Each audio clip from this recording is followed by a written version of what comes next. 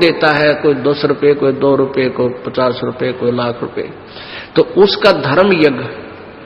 और ये ऊपर शेड बना रखा, पंखे ला रखे, मैट बिछा रखे, रजाई मंगा रखी, ये धर्म यज्ञ है। और दूसरी यज्ञ ध्यान, जब यहां आते हो तो मालिक याद आता है, ना तो संसार में भगवान नहीं याद आता शीघ्र सी। और तीसरी यज्ञ हवन की, यहाँ जोत जगह है परमात्मा की, अखंड हवन। हवन पुण्यात्माओं, जैसे अभी तक आपने देखा ये ऋषि लोग गेर का लकड़ क्यों कह के घर तक जा था, राजाओं ने पटा लिया करते, दुनिया ने उन्हें कह दे अच्छा हवन करो, वहां गेर के 2-3 धड़ी लकड़ी और ठोके जा दे लोटे भर घी के स्वाहा स्वाहो पाटो पकड़े। अब उसमें क्या था दोस्त, वो अच्छी बात है हवन करना, लेकिन वो तरीका प्रॉपर नहीं। न्यूकार ने आंधा न्योतर 2 बुलावे, अगर आंधे का निमंत्रण दोगे 2 आवेंगे एक की बजाय। तो कहने का भाव ये था कि वो ऋषि लोगों को हम क्यों बुलाया करते, क्योंकि हम अनपढ़ थे, उन्होंने अपना फायदा उठाया कि केवल एक ब्राह्मण ही पढ़ने का अधिकारी है, तुम अपना धंधा पीटो, जिसका जिसा काम है। परमात्मा ने ये कहा कि देखो भगवान की भक्ति प्रत्येक व्यक्ति कर सकता है और प्रत्येक ही शिक्षित होना चाहिए, ये गलत कर रखा था इन्होंने। तो अब आप सारे शिक्षित हो गए। अब मालिक ने जो खेल खेला है, ये समय इंतजार किया है कि अब अपनी प्यारी आत्माओं को अपनी महिमा में अब बताऊंगा और सारे सबका समझ में आएगी। अब आप सभी शिक्षित हो गए और सभी को मंत्र, ये परमात्मा की वाणी याद होगी। छोटे छोटे बच्चा के पूरी आरती याद हो रही है भगवान की वाणी की। अब एक रुई, 1.5 ग्राम 2 ग्राम रुई लगेगी, एक जोत बना दे, खड़ी जोत लगा दी, उसमें घी डाल दिया जितने आपकी इच्छा है, 1 कटोरा भर दे, सारे दिन जलाए। तो उसमें वो घी उसमें डाल दिया और हम अपना मंत्र वाणी सुबह नित्यनेम करें, दोपहर रमैनी करें, शाम में संध्या आरती करें, ये भगवान की वाणी भी हम बोलते रहते हैं। तो वो भी हवन हो रहा है। उस लकड़ियों वाले हवन की तुलना में ये हवन श्रेष्ठ है, क्योंकि इसमें आप एक 100 ग्राम रुई में 1 क्विंटल घी हवन कर सकते हो। उसमें उसकी जोत न जलन नहीं थी, उसमें डालने जाएगी 100 ग्राम जोत में 1 क्विंटल घी हवन कर सकते हो आप। और लकड़ियां में 1 क्विंटल घी हवन करने के लिए कम से कम भी 20 किलो तक कम से कम लकड़ी जला देते हो।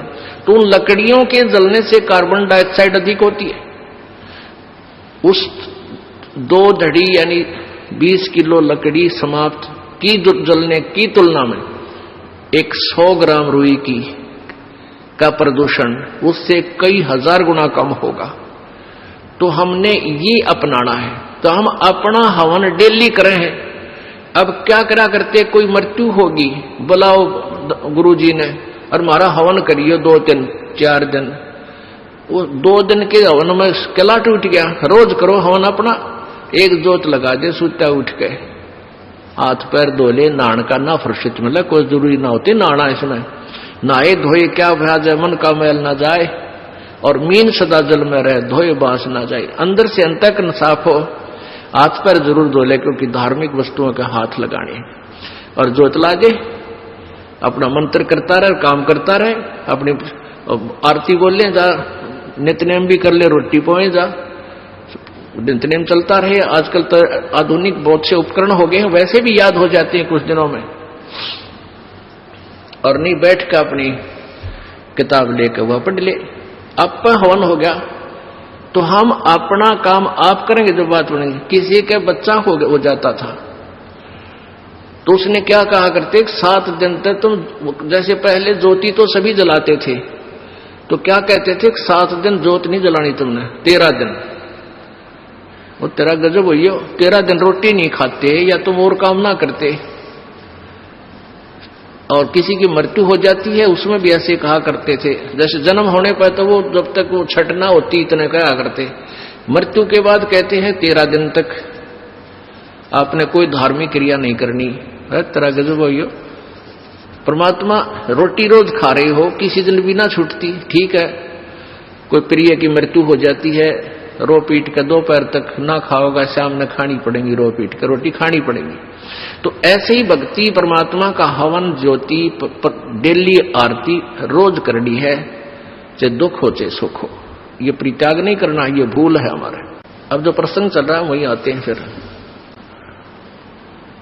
अब पांचों यज्ञ आप कर रहे हो, एक यज्ञ धर्म की, दूसरी यज्ञ ध्यान, और तीसरी यज्ञ हवन की। यहां जितने भी जैसे पाठ चल रहे हैं, अगर 150 पाठ हैं तो 150 ज्योति जला दी जाएंगी और 3 दिन तक अखंड ये ज्योति जलेंगी। हवन हो रहा है। फिर जो अन्य भी कोई अपनी ज्योति जगवाने के लिए दान करते हैं, उनकी अलग से ज्योतियां जलाई जा रही हैं। वो दिन रात पूरे महीने चलती है, पूरे वर्ष चलती है।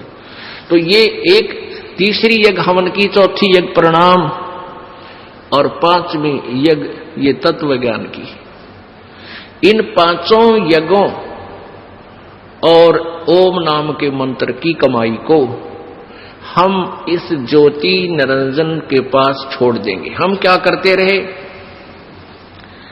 हम पहले ओम नाम का जाप करते,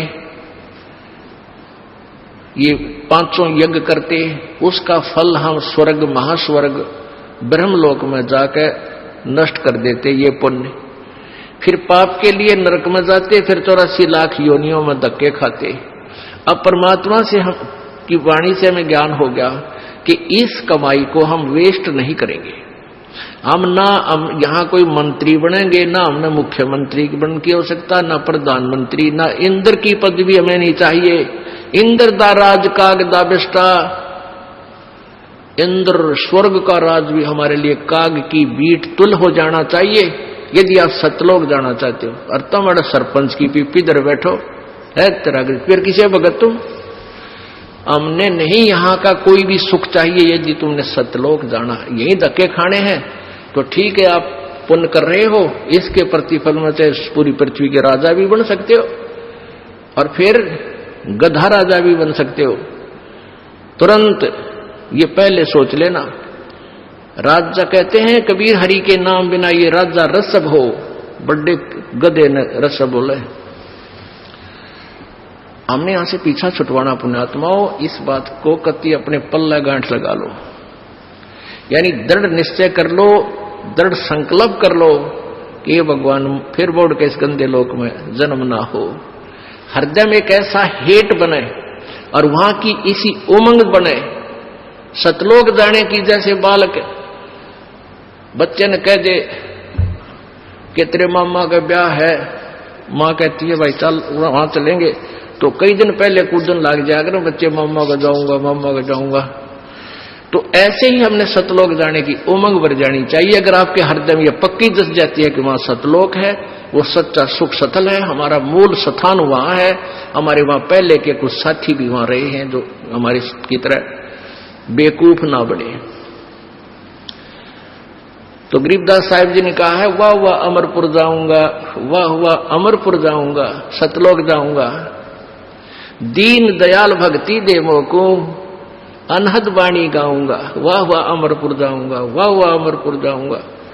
यानी ऐसी उमंग हो आपके अंदर। तो ऐसे ये 5 यज्ञ जब होगी तो 5 यज्ञों का प्रतिफल और ओम नाम की जो कमाई है हम यहां नहीं लेंगे, कत्ती भी नहीं लेंगे। चाहे हमने आपका तो बेरना पर दास तो थूके भी नहीं आके इस राज और पाठ 21 ब्रह्मांड भी दे तो भी नहीं चाहिए। हमने तो झंझट मिटवाना संग जन्म का। 4 मुक्ति जहां चंपी करती माया होरी दासी, और दास गरीब पद पर से वो मिले राम अविनाशी। उस सतलोक में जाने के बाद यहाँ की जो 4 मुक्तियों के सुख, जो अंतिम मुक्तियां हैं, और ये मुक्तियां चारों नाशवान हैं, ये इनका फल समाप्त होता है, और वहां की वो ये सुख जो तुम यहां चाहते हो, जो अंत में नष्ट होते हैं, वो कभी नष्ट नहीं होते। वहां ये भी सुख मिलेंगे।